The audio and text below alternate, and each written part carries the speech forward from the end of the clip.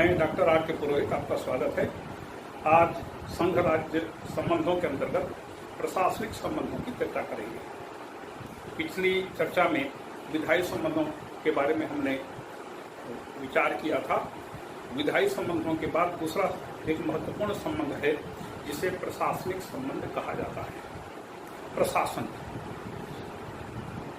यहाँ पर दो सरकारें हैं, संघ सरकार, राज्य सरकार है।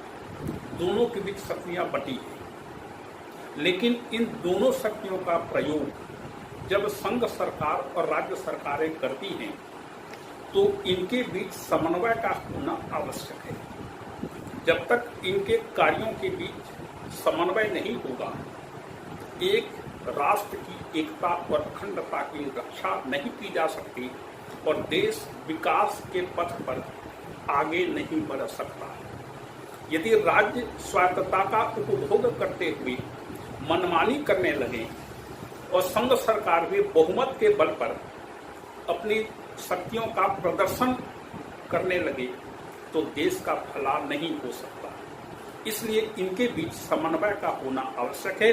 यह समन्वय संघ और राज्य सरकारों के बीच जितना अधिक होगा, देश की तरक्की उतनी तेज गति से होगी। तो दोनों के बीच प्रशासनिक संबंधों में यह देखा जाता है कि दोनों के बीच कितना ज्यादा समन्वय है, कि दोनों के बीच कितना ज्यादा एक दूसरे के साथ मिलजुल करके काम करने की प्रवृत्ति है। संघ सरकार का अधिकार पूरे राष्ट्र में होता है, उसका अपना कोई एक खास क्षेत्र नहीं होता, लेकिन राज्य सरकारों का अपना एक क्षेत्र होता है। संघ सरकार अपने समस्त कार्यों के लिए राज्य सरकारों पर निर्भर होती है। इसी प्रकार से राज्य सरकारें भी अपनी शक्तियों का प्रयोग करने के लिए, अपने स्वायत्तता का उपभोग करने के लिए, अपनी रक्षा के लिए पूरी तरह से संघ सरकार पर निर्भर होती है। इस प्रकार से दोनों के बीच एक समन्वय का होना आवश्यक है, सहयोग का होना वांछनीय है। तो इस दृष्टि से देखें कि भारत में स्थिति क्या है। जब भारत 1950 में स्वतंत्र हुआ था तो उस समय देश की स्थिति ऐसी थी।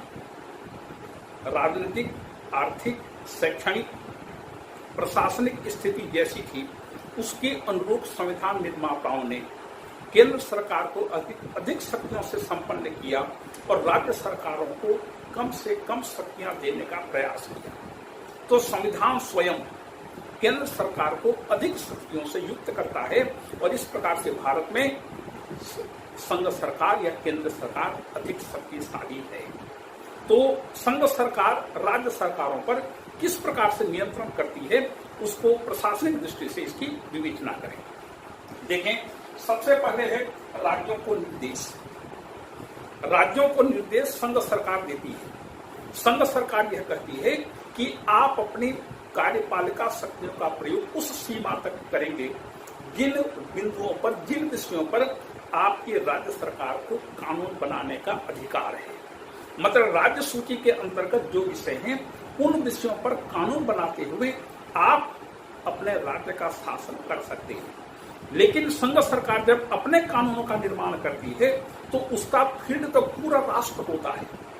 तो संघ सरकार यह राज्य सरकारों से अपेक्षा करती है कि आप संसदीय कानूनों को पूरी ईमानदारी से लागू कीजिए और यदि कोई राज्य सरकार संसदीय कानूनों के क्रियान्वयन के बारे में कोई हिला हवाला करती है तो उसके विरुद्ध कार्रवाई करने का अधिकार संघ सरकार को संविधान देता है। तो संसदीय कानून को क्रियान्वित करने की पूरी जिम्मेदारी राज्य सरकारों पर आ पड़ती है। दूसरा है उल्लंघन। यदि मान लीजिए कोई राज्य सरकार संसदीय कानूनों को ईमानदारी से लागू नहीं कर रही है और यह प्रक्रिया निरंतर चल रही है, राज्य सरकार जानबूझ करके या अनजाने में भी यदि संसदीय कानूनों को ईमानदारी से लागू नहीं कर रही है, तब फिर राज्यपाल की रिपोर्ट के आधार पर उस प्रांत में संवैधानिक संकट की घोषणा की जा सकती है। क्योंकि राज्यपाल संवैधानिक संकट की घोषणा करने के लिए रिकमेंड करता है, अनुशंसा करता है और अपनी अनुशंसा में वह लिखता है कि राज्य सरकार संवैधानिक उपबंधों के अनुरूप नहीं चल पा रही है। तब फिर राष्ट्रपति उस प्रांत में संवैधानिक संकट की घोषणा करता है। तीसरा, संघ कृत्यों को राज्यों को सौंपना, राज्य कृत्यों को संघ को सौंपना। संघ सरकार अपने समस्त कृत्यों को राज्य सरकार के माध्यम से लागू करती है। संघ सरकार की कई चीजें राज्यों के सभी चीजें राज्यों के अंदर स्थित होती है, जैसे रेलवे पुल या रेलवे मार्ग, सैनिक प्रतिष्ठान, गुप्त प्रतिष्ठान वगैरह वगैरह अनेक प्रकार की ऐसी चीजें हैं जो राज्यों के किसी न किसी राज्यों की सीमा में स्थित होती है। तो उन चीजों की, उन वस्तुओं की रक्षा करना, उनके संचालन के मार्ग में आने वाली बाधाओं को दूर करना राज्य सरकारों का दायित्व है। संघ सरकार रेलवे ट्रैक स्थापित करती है, लेकिन उस रेलवे ट्रैक की सुरक्षा करना, पुलों की सुरक्षा करना, सैनिक प्रतिष्ठानों की सुरक्षा करना, ये सब राज्य सरकारों का दायित्व है। और राज्य सरकार यदि अपने दायित्वों को पूरी तरह से पूरा नहीं करती तो संघ सरकार को आवश्यक कार्रवाई करने का अधिकार दिया गया है। संघ सरकार ऐसे कार्यों के लिए राज्यों को आवश्यक अनुदान देती है। इसी प्रकार से राज्य सरकारें भी यदि अपनी जिम्मेदारियों को पूरी तरह से नहीं कर पा रही हैं, कुछ असुविधाएं हो रही हैं, वह सक्षम नहीं है, तो वह संघ सरकार से भी अनुरोध कर सकती है कि इस प्रकरण का आप निपटारा करें। तो यहाँ पर टेक एंड गिव होता है, लेना और देना होता है। संघ सरकार अपने कार्यों के लिए राज्य पर निर्भर रहती है और राज्य सरकार भी अपने कार्यों के लिए संघ पर निर्भर रहते हैं। इस प्रकार से पारस्परिक निर्भरता के द्वारा वे संविधान की व्यवस्थाओं को लागू करने का प्रयास करते हैं। इसके बारे में एक महत्वपूर्ण चीज यह है कि संघ सरकार राज्य सरकारों को जो भी आदेश देगी, राज्य सरकारों को उस आदेश को मानना पड़ेगा, संविधान की सीमा के अंतर्गत रहते हुए। लेकिन राज्य सरकार यदि संघ सरकार को यदि कोई चीज सौंपती है तो इसके लिए संघ सरकार की अनुमति चाहिए, सहमति चाहिए। जब तक संघ सरकार किसी कार्य की सहमति नहीं देगी, अनुमति नहीं देगी, तब तक राज्य सरकार उस काम को संघ सरकार को सौंप नहीं सकती। इसके बाद आता है अखिल भारतीय सेवाएं। भारत में अखिल भारतीय सेवाओं में प्रमुख है भारतीय प्रशासनिक सेवा, भारतीय पुलिस सेवा। इन दो अखिल भारतीय सेवाओं के लिए नियुक्ति, पद स्थापना वगैरह पूरा काम केंद्र सरकार के द्वारा किया जाता है। राज्य सरकारों को जितने इन प्रशासनिक और पुलिस अधिकारियों की आवश्यकता पड़ती है, वे अपनी आवश्यकताएं संघ सरकार को सूचित करती है। संघ सरकार उतनी संख्या में इन अधिकारियों को राज्य सरकारों में सेवा करने के लिए भेज देती है। संघ सरकार यह देखती है कि जो भी अधिकारी हम अपने केंद्र से भेज रहे हैं, आईएएस और आईपीएस अधिकारियों को, ये अपने पद के अनुरूप काम कर रहे हैं या नहीं, उन्हें पद के अनुरूप जिम्मेदारी सौंपी गई है नहीं। राज्य सरकारें उन अधिकारियों से काम लेती है और जब वह काम पूरा खत्म हो जाता है तो उन अधिकारियों को वापस भी कर सकती है। तो अखिल भारतीय सेवाओं के माध्यम से केंद्र सरकार का राज्यों पर एक नियंत्रण स्थापित हो जाता है, क्योंकि राज्य सरकारों में जैसे प्रशासनिक सेवा के अंतर्गत राज्य सेवाओं में जो भी उच्चतम अधिकारी है वह डिप्टी कलेक्टर है, और डिप्टी कलेक्टर किसी विभाग के मुखिया नहीं हो सकते। प्रत्येक विभाग का मुखिया आईएएस अधिकारी ही होता है। तो इस प्रकार से अखिल भारतीय सेवाओं के माध्यम से राज्य सरकार पर केंद्र का नियंत्रण स्थापित हो जाता है। फिर आता है केंद्रीय अनुदान। राज्य सरकारें संघ सरकार का जो भी काम करती है, इन कार्यों के लिए राज्य सरकार को अनुदान केंद्र सरकार स्वीकृत करती है। ये अनुदान देकर के केंद्र सरकार का राज्य सरकारों पर नियंत्रण स्थापित होता है। यदि मान लीजिए राज्य सरकार इस प्रकार से अपने जिम्मेदारियों को पूरा नहीं कर पा रही है, तो संघ सरकार इस प्रकार के अनुदानों में कटौती कर सकती है अथवा उन्हें स्पष्टीकरण मांग सकती है कि आपने अपने दायित्वों का किस प्रकार से पूरा निर्वाह नहीं किया। तो अनुदान केंद्र सरकार के हाथ का एक बहुत बड़ा हथियार है, जिसके द्वारा राज्य सरकारों को वह नियंत्रित करती है। फिर आता है नदी जल बंटवारा। कई ऐसी नदियां होती हैं जो विभिन्न प्रांतों से होते हुए बहती है। तो इन नदी जल के बंटवारे के बारे में यदि राज्यों के बीच मतभेद उत्पन्न हुए, विवाद उत्पन्न हुए, तो उसका समाधान कैसे होगा? न्यायपालिका में यह प्रकरण पेश किया जा सकता है, लेकिन न्यायपालिका यह नहीं बता सकती कि किसका उपयोग किस प्रकार से किया जाए। वह केवल उसके कानूनी पक्ष पर अपना फैसला दे सकती है, संवैधानिक पक्ष की चर्चा कर सकती है, और नदी जल के बंटवारे में संवैधानिक और कानूनी पक्ष क्या होगा। तो इसके लिए संविधान कहता है कि संसद कानून बना करके, अधिनियम पारित करके नदी जल के उपयोग के बारे में न्यायपालिका से पृथक एक कोई दूसरी व्यवस्था कर सकती है। और इसलिए केंद्र सरकार ने नदी जल बंटवारे के बारे में नदी जल अधिनियम और अंतर्राज्यीय जल विवाद अधिनियम 1956 में पारित करके इस प्रकार से व्यवस्था की है, ताकि विभिन्न राज्यों से होते हुए बहने वाली नदियों के जल के बारे में राज्यों के बीच विवाद उत्पन्न न हो और नदी जल का अधिकतम सदुपयोग अनेक विभिन्न राज्य कर सके। और इसके लिए कई प्रकार से विवाद उत्पन्न होते भी हैं, और इन विवादों का निपटारा करने के लिए आवश्यक व्यवस्था इस अधिनियम के द्वारा की गई है। इसी प्रकार से अंतर्राज्यीय परिषद, राज्य हैं तो विभिन्न राज्यों के बीच विवाद उत्पन्न हो सकता है, दो या अधिक राज्यों के बीच विवाद उत्पन्न हो सकता है, संघ और राज्यों के बीच भी विवाद उत्पन्न हो सकता है। तो ऐसे विवादों का समाधान करने के लिए हमेशा न्यायपालिका में जाया नहीं जा सकता। तो इसके लिए संविधान कहता है कि राष्ट्रपति अंतर्राज्य परिषद की स्थापना करेंगे, और अंतर्राज्य परिषद की स्थापना की गई है।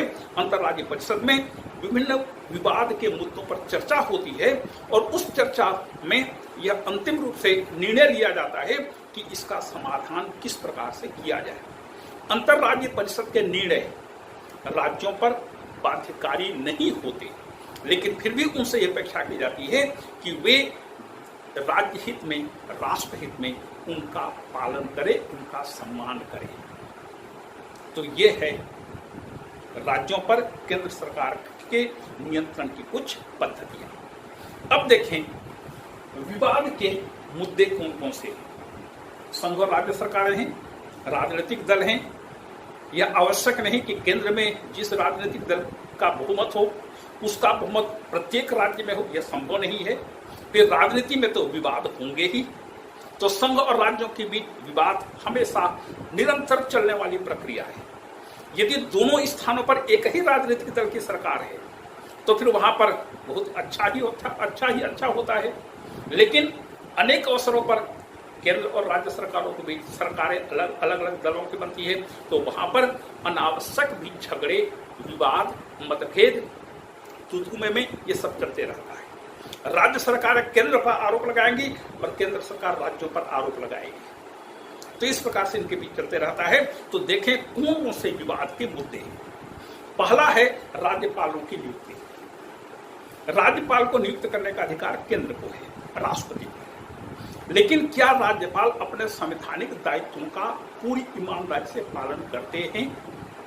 अनेक ऐसे उदाहरण हमको देखने को मिलता है कि राज्यपालों ने केंद्र सरकार के निर्देशों का पालन किया और राज्य सरकार के साथ मनमानी किया। राज्यपालों ने अपने पद को ज्यादा महत्व दिया, क्योंकि राज्यपाल का पद विश्राम का पद है, आराम का पद है, भोग और सुख विलास का पद है। यदि दोनों जगह सरकारें हैं एक ही दल की तो वहां पर कोई परेशानी नहीं है। लेकिन जहां पर कोई दूसरे दल की सरकार राज्य में कार्यरत है तो केंद्र सरकार ने उन राज्यपालों को ऐसे दूसरे दलों की सरकार को भंग करने के लिए, तंग करने के लिए, परेशान करने के लिए राज्यपाल को निर्देशित किया, और राज्यपालों ने अपने पद की गरिमा को भुला करके ऐसे कार्य किए। अनेक राज्यपालों का उदाहरण आप ले सकते हैं। जैसे आंध्र प्रदेश के राज्यपाल रामलाल और दूसरे राज्यपाल जैसे अभी पिछले दिनों महाराष्ट्र से भगत सिंह कोश्यारी। अनेक ऐसे आपको उदाहरण मिल जाएंगे। पूरा आप भारत के उदाहरण को देखिए। राज्यपालों ने अपने पद को बनाए रखने के लिए अनेक ऐसे कार्य किए जो उनको ऐसा कार्य नहीं करना चाहिए था। तो राज्यपाल का पद, राज्यपाल की नियुक्ति, राज्यपालों के द्वारा किया गया व्यवहार हमेशा विवाद का विषय रहा है। दूसरा, नौकरशाही, ऑल इंडिया सर्विसेज, जो भारतीय प्रशासनिक सेवा और भारतीय पुलिस सेवा के अधिकारी जो नियुक्त किए जाते हैं राज्य सरकारों में, ये प्रायः संविधान और कानून को केंद्र सरकार को अधिक महत्व देते हैं, जबकि राज्य सरकार ये सोचती हैं कि इन अधिकारियों को राज्य सरकारों का समर्थन अधिक करना चाहिए, तो यह उचित नहीं है। इसमें तीसरा बिंदु है केंद्र का हस्तक्षेप कानून व्यवस्था के बारे में। शांति व्यवस्था स्थापित करना राज्यों की जिम्मेदारी है और इसमें प्रायः केंद्र सरकार हस्तक्षेप नहीं करती। लेकिन मान लीजिए राज्य सरकार शांति व्यवस्था स्थापित करने में असफल हो रही है अथवा केंद्र की जो जिम्मेदारी राज्य सरकारों को सौंपी गई है, राज्य सरकारें उस जिम्मेदारी को पूरा नहीं कर पा रही हैं और शांति व्यवस्था को मेंटेन नहीं कर पा रही है, तब केंद्र सरकार राज्य सरकारों के कार्यों में हस्तक्षेप कर सकती है। क्योंकि केंद्र सरकार की जिम्मेदारी पूरे राष्ट्र की सुरक्षा करना है, राष्ट्र की अखंडता और एकता की रक्षा करनी है, इसलिए केंद्र सरकार को प्रत्येक माने में अधिक प्राथमिकता दी जाती है और दी जानी चाहिए। तो यह भी एक विवाद का विषय है। राज्य सरकारें आरोप लगाती है केंद्र सरकार पर कि केंद्र सरकार अपने अधिकारों का अतिक्रमण कर रही है। केंद्र सरकार आरोप लगाता है राज्य सरकारों पर कि वे अपनी जिम्मेदारियों को पूरा नहीं कर पा रही है। इसके बाद आगे चौथा है नियोजन में राज्यों की भागीदारी नहीं। इसके पहले तो जो योजना आयोग हुआ करता था, योजना आयोग में राज्य सरकारों की कोई भागीदारी नहीं थी, राज्य सरकारों को कोई प्रतिनिधित्व नहीं दिया गया था। इसमें केवल केंद्र सरकार के प्रधानमंत्री और उसका योजना आयोग का उपाध्यक्ष और इस प्रकार से विभिन्न अधिकारी और मंत्री वगैरह होते थे, लेकिन राज्य सरकारों की इसमें कोई भूमिका नहीं थी। नीति आयोग की स्थापना की गई, इसमें राज्यों की भूमिका तो स्पष्ट नहीं है, लेकिन फिर भी राज्यों के विकास की अनेक प्रकार की योजनाएं नीति आयोग के सामने आती हैं, आ रही हैं और इस प्रकार से अच्छी तरह से काम अभी हो रहा है। निश्चित रूप से योजना आयोग की तुलना में नीति आयोग ज्यादा प्रभावकारी अभी लग रहा है। तो वस्तुतः होना यह चाहिए कि जब भी केंद्र सरकार कोई भी योजना बनाती है तो उसमें राज्यों की भूमिका भी अवश्य ही होनी चाहिए, क्योंकि राज्य सरकारें ही यह अपनी समस्याओं को अच्छी तरह से व्यक्त कर सकती हैं और उन समस्याओं के समाधान के बारे में आवश्यक सुझाव दे सकती हैं। तो नियोजन ऐसा होना चाहिए जो कि पूरे राष्ट्र को साथ लेकर चले, इसमें राज्यों की भागीदारी भी आवश्यक है। तो ये 4 प्रकार के क्षेत्र हैं जो केंद्र और राज्य सरकारों के बीच विवाद उत्पन्न करते हैं। और यदि राजनीतिक दलों में विभिन्नता है, या अर्थात दोनों स्थानों पर अलग अलग राजनीतिक दल हैं, फिर उनके बीच बहुत आगे ऊंचाई तक भी इनके बीच मतभेद सामने आते हैं। विशेष करके जैसे केरल में साम्यवादी दल है, पश्चिम बंगाल में पहले वामपंथी मोर्चे की सरकार थी, अभी टीएम की सरकार है, फिर पंजाब में अकाली दल की सरकार है। ऐसे ये सरकारें हैं जिनके साथ हमेशा केंद्र सरकार का मतभेद बना रहा है। वर्तमान समय में भी इस प्रकार का मतभेद हम देखते हैं और इन मतभेदों को दूर करने के लिए कोई उपाय केंद्र सरकार न तो करती है न राज्य सरकारें करती हैं। दोनों एक दूसरे पर आरोप प्रत्यारोप के बीच सब काम धाम चलते रहता है। इसके अलावा एक महत्वपूर्ण बात यह है कि भारत में अनेक प्रकार की बातों में हम एकता या पूर्ण एकता की स्थापना पाते हैं। अनेक बातें एक हैं, जैसे अखिल भारतीय सेवाएं, पूरे देश के लिए अखिल भारतीय सेवाओं की स्थापना की गई है। इसमें 2 प्रकार की सेवाओं की चर्चा हुई, भारतीय प्रशासनिक सेवा, भारतीय पुलिस सेवा। ये पूरे देश में ये अधिकारी विभिन्न राज्य सरकारों में पदों पर काम करते हैं और केंद्र सरकार के प्रति ये अपने आप को जिम्मेदार समझते हैं। दूसरी चीज, निर्वाचन आयोग, पूरे देश के लिए एक निर्वाचन आयोग है जो कि लोकसभा, राज्यसभा, विधानसभा, विधान परिषद, राष्ट्रपति, उपराष्ट्रपति, इन पदों पर निर्वाचन का काम करता है पूरे देश में। इसी प्रकार से एकल न्याय व्यवस्था है, पूरे देश में एक न्यायपालिका की व्यवस्था है। सर्वोच्च न्यायालय, राज्य न्यायालय उच्च न्यायालय और फिर जिला न्यायालय। उच्च न्यायालय के कार्य में राज्य सरकार का कोई हस्तक्षेप कुछ भी नहीं हो सकता। इसके अलावा एकल सीएजी नियंत्रक महालेखा परीक्षक पूरे देश के अकाउंट्स की जांच करता है, ऑडिट करता है। केंद्र सरकार के कार्यों, केंद्र सरकार के खर्चों की, आय और व्यय की, राज्य सरकारों के आय और व्यय की पूरी जांच करता है। ये 4 चीजों में भारत में प्रशासनिक एकता पाई जाती है। तो वस्तुतः संविधान निर्माताओं की मंशा यह थी कि पूरे देश में यदि एकल पद्धति इन चीजों में स्थापित की जाए तो केंद्र सरकार अधिक शक्तिशाली होगा और देश की एकता और अखंडता की अच्छी तरह से रक्षा हो पाएगी। एक ओर राज्य सरकारें अधिक स्वायत्तता की मांग करते हैं, दूसरी तरफ उनको सुरक्षा भी चाहिए, विकास भी चाहिए। और अभी तक का हमारा अनुभव यह बताता है कि राज्य सरकारों ने अपनी स्वायत्तता का बहुत ज्यादा दुरुपयोग किया। क्यों? केवल मत प्राप्त करने के लिए, वोट पाने के लिए उन्होंने अनेक प्रकार की चीजों को फ्री ऑफ कास्ट लोगों को फोकट बांटना शुरू किया, जिसे आजकल फ्री बीज कहा जाता है। यदि सरकारें जनता के टैक्स से प्राप्त धन का दुरुपयोग इस प्रकार से करने लगें तो राज्य सरकारों पर नियंत्रण रखना जरूरी हो जाता है। एक महत्वपूर्ण बात देख लीजिए, मायावती ने अपने शासनकाल में उत्तर प्रदेश में हजारों करोड़ रुपए की मूर्तियां बनाई। उन मूर्तियों का सरकारी पैसे से बनाना किस प्रकार से जनधन का दुरुपयोग है कहा जा सकता है, सोचा जा सकता है। उसका उपयोग क्या था, आज भी वो पड़ी हुई है, उसका उपयोग क्या है। लेकिन चूंकि सरकारों को खर्च करने का अधिकार है, और दूसरी चीज सरकारें या कोई भी अधिकारी या कोई भी मुख्यमंत्री, मंत्री या कोई भी अधिकारी अपने पद से संबंधित दायित्वों का प्रयोग करते हुए कोई भी काम यदि करते हैं तो उन्हें न्यायपालिका में खड़ा नहीं किया जा सकता। संविधान को संरक्षण देता है। तो हमारा अभी तक का अनुभव यह है कि राज्य सरकारों को अधिक स्वायत्तता देना खतरे से खाली नहीं है। एक तरफ राज्य सरकारें अधिक स्वायत्तता के, अधिक अधिकारों की मांग करती हैं।